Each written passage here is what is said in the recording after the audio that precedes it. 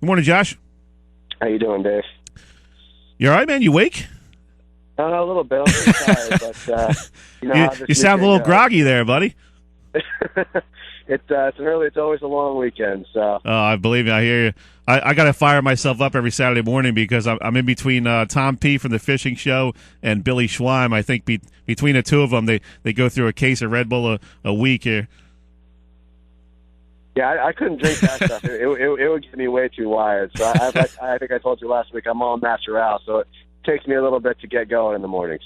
There you go. Yeah, you definitely have a long weekend ahead of you at the High School Wrestling Championships.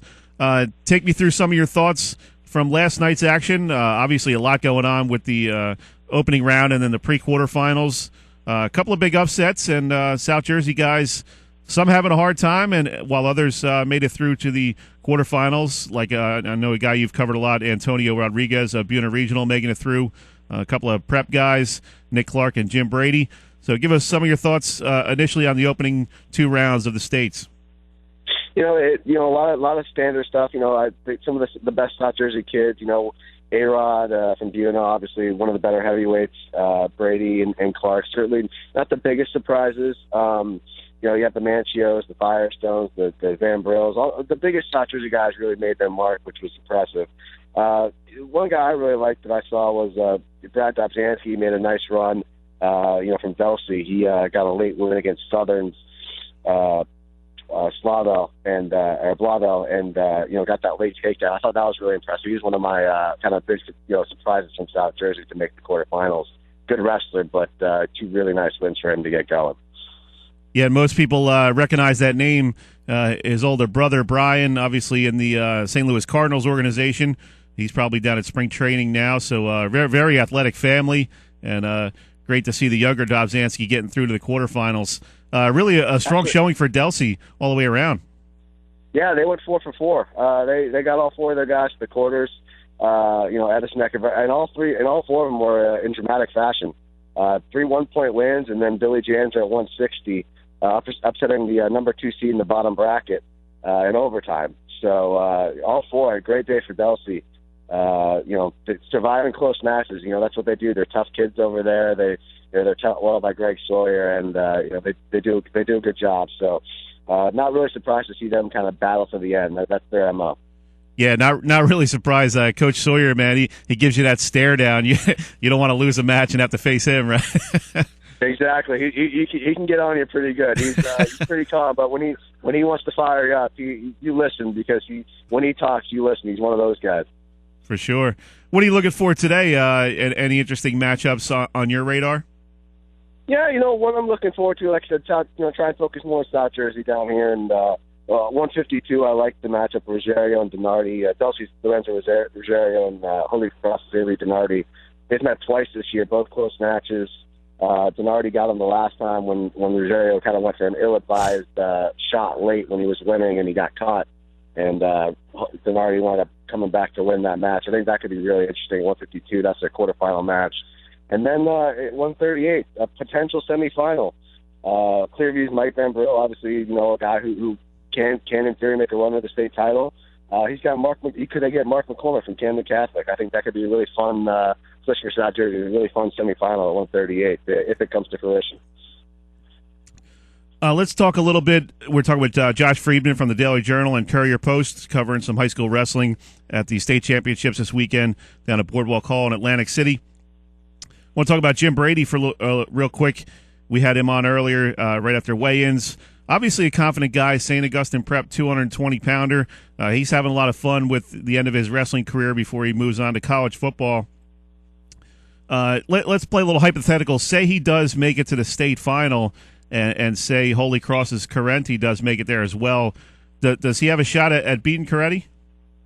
Correnti's got him. Correnti's got him, I believe, twice this year. I like Jim. Jim's a confident kid. You got to have that kind of confidence. And you talked to him. He's a smart kid, tough kid, really strong for his size. Anything's possible in the state finals. You never know what's going to happen. Anyone can get stuck. I believe he's taken Correnti down a couple times this year, at least once, maybe if not more than that. this year. So he has confidence. He does believe he can get him, and that's part of the battle with the guy like with Correnti. That he's so tough. Everyone knows how good he is. If he's taken the fact that he's taken him down before, to the mat, he has to believe that he has a chance if he gets that far. What about your thoughts? I don't know if you saw him wrestle last night. Nick Suriano from Bergen Catholic. I mean, this guy, what's he, 120 pounds? He's a little monster. He's about 120 pounds, and man, what an amazing career! It's hard to even put it into words. He has a chance to go 159-0 if he wins this weekend. That would give him undefeated 4 state championships. He'd only be the second guy in state history to do that. And if last night was any indication, I don't know that there's anybody that could even come close to him. I mean, he took a kid from West Deptford and put him in a pretzel in about a minute. So what an amazing wrestler. I didn't get to see him last night, but it's funny because everyone was talking. Everyone's wondering if that match had happened, and it happened so fast. A lot of people I talked to, did Suriano wrestle? And it was already off the mat that fast. I tried to get a few pictures of it. I think I got 3 pictures, and the kid was pinned. So. And Fisher's a really good wrestler. Suriano, he's just a monster, like you said. I watched him last year. I got a few more looks at him last year. He's just so tough. He's so good. And you just got to admire guys like that, especially in any high school sport. That kind of talent, you just got to kind of appreciate it because those guys don't come around very often, and it's a pleasure to watch. Someone that talented at such a young age.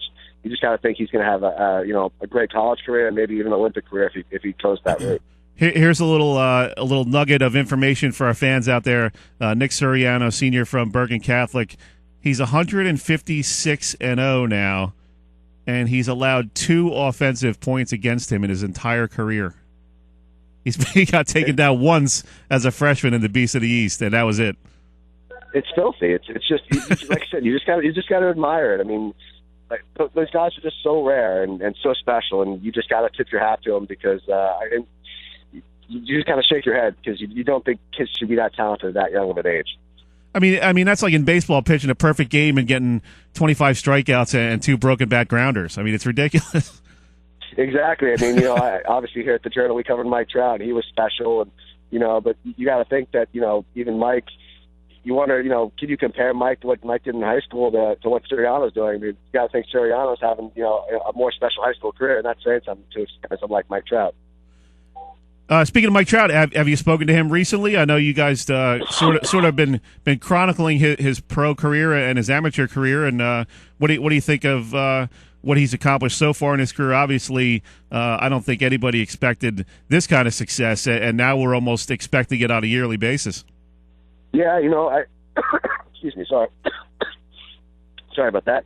I haven't been able to speak to him recently. He loves taking his off seasons off. He does a good job with the press throughout the year, and one thing that I've come to learn, and most people have learned, that when the off season hits, he likes to really spend time with his family. Doesn't really like to do much with interviews and whatnot. So I haven't had the chance to speak to him, but he is so special. I always joke with people that when I first got to the Journal, we had another reporter covering him in high school, and the only time I saw Mike in high school was in a basketball game. I saw him come playing high school hoops for the Thunderbolts, and he had a nice solid game in the post. Playing power forward. And that was actually then the next year I wound up covering him after he got drafted. So I always tell that story. I think it's pretty funny that the only time I saw Mike Trout play sports in high school was on the basketball court. Good stuff, Josh. We're up against the break. Got to let you go, but thanks for keeping us up to date on the high school wrestling season. Appreciate it. Thanks, Dave. All right. Have a good weekend, buddy. You too. That was Josh Friedman from the Daily Journal and Courier-Post.